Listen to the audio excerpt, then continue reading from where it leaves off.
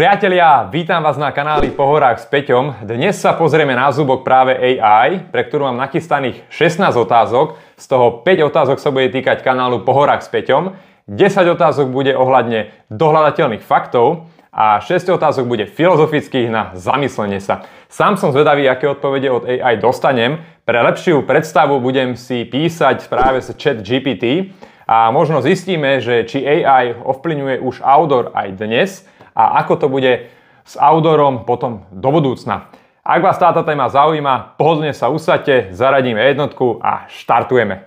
Priatelia, poďme sa teraz pozrieť na prvú oblasť týkajúcu sa môjho kanálu Po horách s Peťom a som veľmi zvedavý, čo mi ChatGPT odpovie. Prvá otázka znie: Čauko, hovorí ti niečo Po horách s Peťom? Ja mám otázky pripravené, čiže budem to iba kopírovať do ChatGPT, aby to bolo rýchlejšie. Čiže takto, tak. Už mám aj odpoveď. Áno, poznám Po horách s Peťom. Je to YouTube kanál zameraný na turistiku, cyklistiku a via ferraty, ktorý ponúka tipy na výlety a inšpiratívne rozhovory s hostiami. Autorom kanálu je Peťo, aj s priezviskom, ktorý sa turistike venuje už 14 rokov a cyklistike 13 rokov. Peťo je aktívny aj na sociálnych sieťach, ako napríklad na Instagrame, prispieva na portál Dobrodruh.sk a ak máte záujem o ponožky s logom Po horách s Peťom, môžete si pozrieť krátke video na YouTube. Som unesený, že koľko informácií za tak krátky čas mi napísal ChatGPT ku môjmu kanálu. Čiže v tomto smere vyhovel. Ideme na otázku číslo 2. V ktorom roku bol založený YouTube kanál Po horách s Peťom? YouTube kanál Po horách s Peťom bol založený v roku 2021. Túto informáciu potvrdzuje video zverejnené na kanáli, ktoré oslavuje 3 roky jeho existencie. Opäť správna informácia.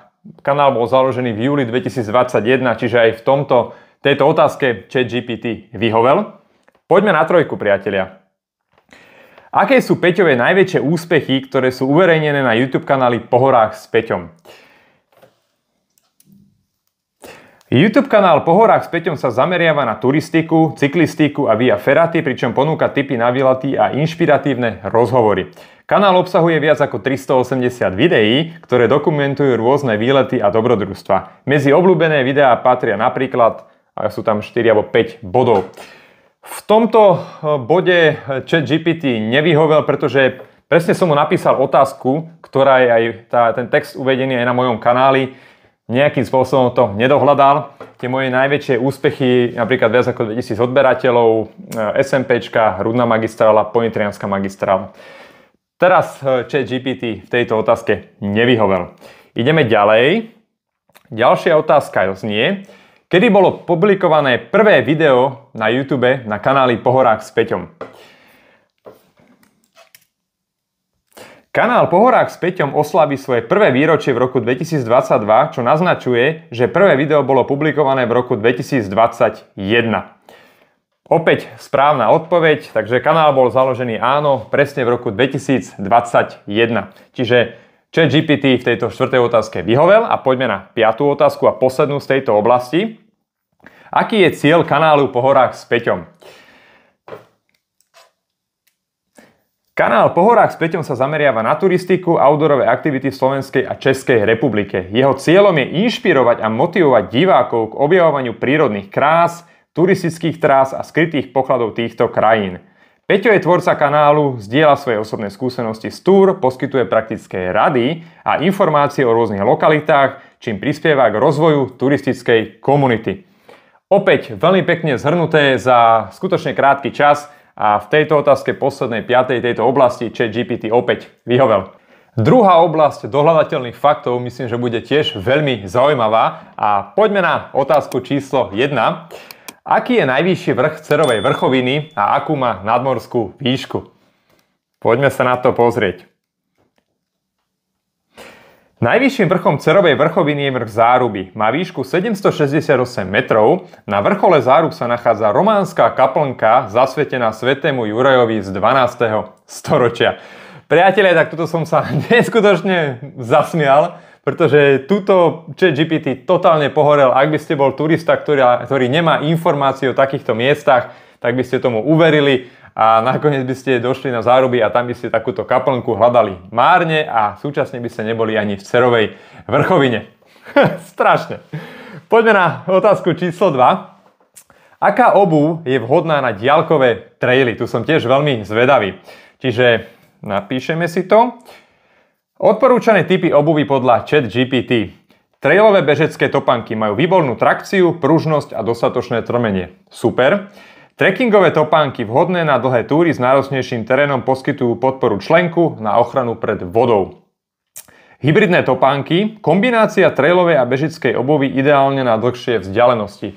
Tuto to myslím, že ChatGPT zodpovedal správne, aj keď výraz, teda slovné spojenie hybridné topánky som ešte nepočul, ale zhruba ten popis sedí a keď si to pozrie nejaký potenciálny záujemca, ktorý si bude kúpať nové topánky, tak na základe tohto bude presne vedieť. A súčasne mi tu odporúčil aj Altri, La Sportivi, Salomony, Hoky a tak ďalej. Čiže toto uhádol, teda zodpovedal veľmi správne. Ideme na 3. Je z devínskej kobily vidieť vrch Šimonka v Slánskych vrchoch? A čítam odpoveď. Áno, z vyhliadkovej veže na devínskej kobyle je za priaznivých podmienok možné vidieť vrch Šimonka v Slánskych vrchoch.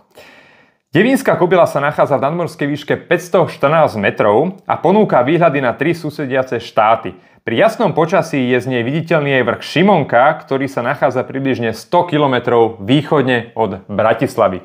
Tí, čo poznáte vrch Šimonka v Slánskych vrchoch, viete, že z devínskej kobily Šimonku neuvidíte ani náhodou, pretože to je na opačnom konci republiky. Opäť, turista by bol zmetený a nevedel by, kde je sever. Opäť, ChatGPT v tejto otázke pohorel. Ideme ďalej. 4. otázka znie, priatelia. Odporúč mi peknú trasu v pohorí Biele Karpaty. A ChatGPT mi píše. Trasa z Myjavy na Veľkú Javorinu. Dĺžka približne 10 km. Popis. Začnite v Myjave a vyberte sa po žltej turistickej značke smerom na Veľkú Javorinu. Trasa vás prevedie cez krásne kopanice a ponúka panoramatické výhľady na okolitú krajinu. V zaujímavosti, na vrchole Veľkej Javoriny sa nachádza rozhľadňa, z ktorej je možné vidieť široké okolie. Opäť ďalší dohľadateľný fakt a ChatGPT totálne zlyhal, pretože na Veľkú Javorinu sa z Myjavy ide po červenej značke, nie je to 10 km, ale je to 16 km. A na vrchole Veľkej Javoriny je vysielač, ktorý neslúži ako rozhľadňa. Opäť veľmi nesprávne zodpovedaná otázka.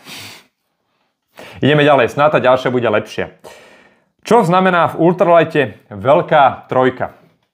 To som tiež veľmi zvedavý. Tak, skopčíme si. V kontexte ultralight backpacking veľká trojka označuje 3 najdôležitejšie a najťažšie položky výbavy, ktoré významne ovplyvňujú celkovú hmotnosť batohu. Tieto 3 položky sú stan, najväčšia váha medzi kempingovou výbavou, spací vak, ďalší ťažký a objemný kus výbavy, no a po tretie batoh, hlavný nosič všetkých ostatných potrebných vecí. V tomto bode ChatGPT veľmi správne zodpovedal otázku, čo je veľká trojka v ultralighte, čiže za to tomu dávam veľký palec hore. A poďme na ďalšiu otázku. 6. v poradí. Aká je najnižšie nameraná teplota na Gerlachovskom štíte? Opäť je to ľahko dohľadateľný fakt. Som zvedavý, čo ChatGPT povie. Najnižšia nameraná teplota na Gerlachovskom štíte, ktorý je najvyšším vrchom v Tatrách, bola minus 41,8 stupňa Celzia. Táto extrémne nízka teplota bola nameraná 26. februára 1940. ChatGPT, super, ďakujem. Správne. A táto informácia zaznela teda veľmi dobre a túto si ChatGPT poradil s touto otázkou veľmi dobre. Ideme na otázku číslo 7. Koľko je pohorí na Slovensku? Skopírujeme si to do ChatGPT. Na území Slovenskej republiky sa nachádza približne 50 pohorí. Tieto pohoria tvoria rozmanité geologické, geografické a prírodné oblasti, ktoré sú významné nielen z hľadiska turistiky a rekreácie, ale aj ochrany prírody a výskumu. V podstate zodpovedal ChatGPT túto otázku správne. Na Slovensku máme okolo 54 pohorí, čiže keď napísal tak diplomaticky okolo 50, OK, beriem mu to, že je to správna odpoveď. Takže fajn. Dobre, ideme na 8. Toto bude zaujímavá otázka. Povedz mi, ako sa brániť pred medveďom. Ideme na to. Ak sa ocitnete v blízkosti medveďa, je dôležité zachovať pokoj a vyhnúť sa panike. Tu je niekoľko rád, ako sa čo najlepšie brániť. Jednotka. Zachovajte pokoj. Dvojka. Neotáčajte sa. Trojka. Pomaly ustupujte. Nepozerajte sa medveďovi do očí. Robte hlasné zvuky. Použite sprej. A posledná vec je neprovokujte. V podstate dá sa povedať, keď si sa zamyslíte nad týmito 7 bodmi, ktoré ChatGPT vyhodil, je to v pohode. Čiže dá sa to považovať za nejaký smerodajný údaj. Samozrejme, správanie sa v blízkosti medveďa je veľmi špecifické, každý jedinec je iný a každý jedinec toleruje niečo iné. To znamená, že... Ale toto je taká všeobecná informácia, takže dajme tomu, že môže byť.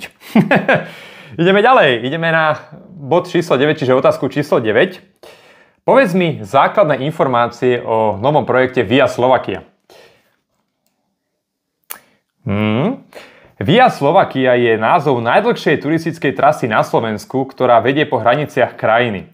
Táto trasa má dĺžku viac ako 1870 km a prechádza rôznymi prírodnými a kultúrnymi pamiatkami. V roku 2023 bol o tejto trase natočený aj dokumentárny film s názvom Via Slovakia. Film sleduje príbeh turistu Slavomíra Duchoviča, ktorý v priebehu 82 dní prešiel najdlhšiu turistickú trasu na Slovensku, viac ako 1870 km pozdĺž slovenskej hranice. Okrem toho existuje aj e-shop Via Slovakia a pre viac informácií o trase a dokumentárnom filme si môžete navštíviť oficiálnu stránku na Facebooku, na Instagrame alebo si lepšie môžete pozrieť oficiálny trailer na YouTube. Zaujímavé, som veľmi prekvapený, že o takomto novom projekte dokázal ChatGPT nájsť takéto informácie, či už názov človeka, dĺžku, že to vlastne má aj nejaký trailer, že to má aj Facebook, aj Instagram. Zaujímavé, čiže za túto odpoveď komplexnú obrovský palec hore. V tomto ChatGPT vyhovel.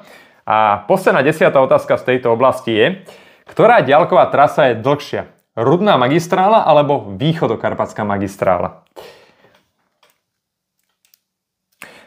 A máme odpoveď.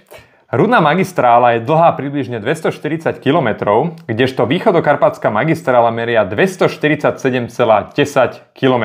Teda východokarpatská magistrála je o niečo dlhšia ako je rudná magistrála. Super, správna odpoveď, v tomto ChatGPT vyhovel. Čiže z tejto oblasti dohľadateľných faktov bolo niečo správne a niečo nesprávne. Priatelia, teraz odbočím trošku od videa a poďme si povedať súťažnú otázku. Použili ste niekedy umelú inteligenciu, či už ChatGPT, Samsung AI a podobne? A ak áno, aké ste mali z nej pocity? Boli ste nadšení alebo naopak sklamaní? Poprosím, vaše odpovede píšte dole do komentáru a na základe žrebovania potom vyberiem konkrétneho výhercu a súťažíme o tento perfektný hrnček Pohorák s Peťom, ktorý má na jednej strane logo, Pohorák s Peťom na druhej strane takého cyklistu a vytvorila to jedna moja odberateľka pre vás. To znamená, že súťažíme o tento perfektný hrnček a poprosím správne odpovede do komentáru a teraz späť do videa. Oblasť filozofických otázok myslím, že bude tiež veľmi zaujímavá a som zvedavý, ako ChatGPT odpovie na následujúcich 6 otázok, pričom prvá je, myslí si, že AI do budúcna ovplyvní turistiku? Áno. Umelá inteligencia do budúcna určite ovplyvní turistiku. Tu sú niektoré oblasti, kde by mohla mať významný vplyv. Poprvé, personalizované zážitky, automatizácia, predpoveď zážitkov, súťaž zážitkov alebo bezpečnosť a prispôsobenie. Tých informácií vyhodila strašne veľa a môžete si to pozrieť teraz na obrazovke, nechce sa mi to všetko čítať, ale vidíte, že AI do budúcna ovplyvní aj turistiku, či už turistiku tú všeobecnú v rámci miest a tak ďalej, alebo klasickú turistiku, keď sa budeme pohybovať v teréne. Dobre, poďme na druhú otázku. Čo pre teba znamenajú hory? To je taká otázka na hlboké zamyslenie sa. Hory pre mňa symbolizujú pokoj, harmóniu a spojenie s prírodou. Sú miestom, kde človek môže uniknúť od každodenného ruchu, načerpať silu a byť súčasťou veľkolepých scenérií. Horské vrchy, údolia a rieky poskytujú priestor na reflexiu, dobrodružstvo a objavovanie, pričom každá cesta na horu prináša nové zážitky a pohľady. Sú zároveň miestom, kde sa stretáva krása s výzvou a kde sa dá zažiť hlboké spojenie s vlastným vnútrom. Tak, tuto som veľmi prekvapený, ChatGPT. Toto bola veľmi, ale že veľmi filozofická odpoveď a páči sa mi. Stojí to za to. Takže tuto si jednoznačne vyhovel. Otázka číslo 3, priatelia. Aká ďalková turistická trasa je podľa teba symbolom Slovenska? A ideme na to. Symbolom ďalkovej turistickej trasy na Slovensku je cesta hrdinov SMP. Táto trasa vedie naprieč Slovenskom od Duklianského priesmyku na severe až po Devín na juhu, pričom prechádza cez významné miesta spojené s históriou Slovenského národného povstania a ďalších významných historických udalostí. Cesta hrdinov SMP je nielen turisticky atraktívna, ale aj hlboko symbolická pre slovenskú históriu a kultúru. Opäť veľmi dobrá odpoveď. Aj som si myslel, že bude ChatGPT písať o SMPčke. Naplnilo sa mi to, takže túto palec hore za odpoveď. Poďme na ďalšiu otázku. Aký máš názor na uzáveru turistických chodníkov v Tatrách? Zimná uzávera chodníkov v Tatrách je často zavedená na základe bezpečnostných dôvodov, keď sú podmienky na turistiku nebezpečné, najmä kvôli snehu, ľadu, lavínovému nebezpečenstvu alebo nízkym teplotám. Hoci môže byť obmedzením pre turistov milovníkov prírody, má svoje opodstatnenie, keďže zabezpečuje bezpečnosť návštevníkov. Veľmi dobre odpovedané, uzávera zimná má zmysel, preto to treba samozrejme aj rešpektovať a ChatGPT to takisto vie. Takže veľmi dobrá odpoveď, schvaľujem. Poďme sa teraz pozrieť na poslednú 5. otázku z týchto filozofických otázok a tá znie: je správne zaviesť vstupné do národných parkov? Tu má mnoho ľudí iné názory a poďme sa pozrieť, čo nám odpovie ChatGPT. A odpoveď znie: áno, zavedenie vstupného do národných parkov môže byť správne z viacerých dôvodov. Poprvé, finančná podpora ochrany prírody. Vstupné môže byť použité na financovanie údržby, ochranu a rozvoj infraštruktúry národných parkov. Po druhé, riadenie návštevnosti. Kontrolované vstupné môže pomôcť regulovať počet návštevníkov a predchádzať tak preťaženiu, čo môže mať negatívny dopad na ekosystémy. Po tretie, vzdelávanie a informovanie návštevníkov. Vstupné môže byť spojené s edukáciou o ochrane prírody a zodpovednom správaní v národných parkoch. No a posledné, štvrté, kvalita služieb. Vstupné sa môže použiť na investovanie do kvality služieb, čo je samozrejme logické. A ešte ChatGPT dodáva: na druhej strane je dôležité zabezpečiť, aby vstupné neodradilo verejnosť od návštevy prírodných lokalít a aby nebolo príliš vysoké pre bežných návštevníkov. Veľmi správne zhrnuté, toto ChatGPT zodpovedal veľmi správne. Ja som tiež za zavedenie vstupného, musí byť pochopiteľné v normálnej čiastke, aby si to mohol dovoliť aj bežný človek, ktorý chce navštíviť naše nádherné národné parky. A priatelia, mám tu ešte pre vás takú bonusovú otázočku. To som si nemohol nechať odpustiť a súvisí tiež s mojím kanálom. A otázka znie: myslíš si, že aktivita YouTube kanálu Po horách s Peťom má zmysel? ChatGPT sa musí teraz veľmi zamyslieť. Ideme na to. Hodím mu otázku. Dobre. A mám aj odpoveď. Počúvajte. Aktivita Po horách s Peťom môže mať zmysel, ak poprvé má jasný cieľ a cieľovú skupinu, po druhé produkuje kvalitný obsah, po tretie je systematická práca a konzistencia, no a po štvrté marketing a propagácia. Celkový potenciál závisí od vášho prístupu, kreativity a úsilie venovaného rozvoju kanálu. Je to diplomatická odpoveď, samozrejme všetky tieto body sú veľmi správne. Každý kanál musí rešpektovať presne tieto body a jeho celkový úspech závisí od tohto, ale verím, že to do budúcna teda má a ChatGPT mi aspoň týmto štýlom povedal možno aj na čo sa mám sústrediť a na čo si mám dať týmto spôsobom pozor.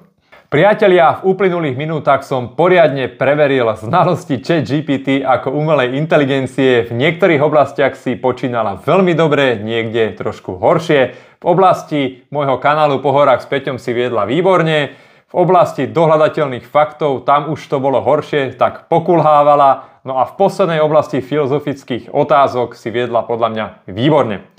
Čiže vidíte, že v niektorých oblastiach sa na umelú inteligenciu dá spoľahnúť, ale niekde bohužiaľ sú tam ešte rezervy. Každá AI sa stále učí a do budúcna bude mať mnoho lepších a lepších funkcií a bude, nazvime to tak ľudsky, geniálnejšia a geniálnejšia.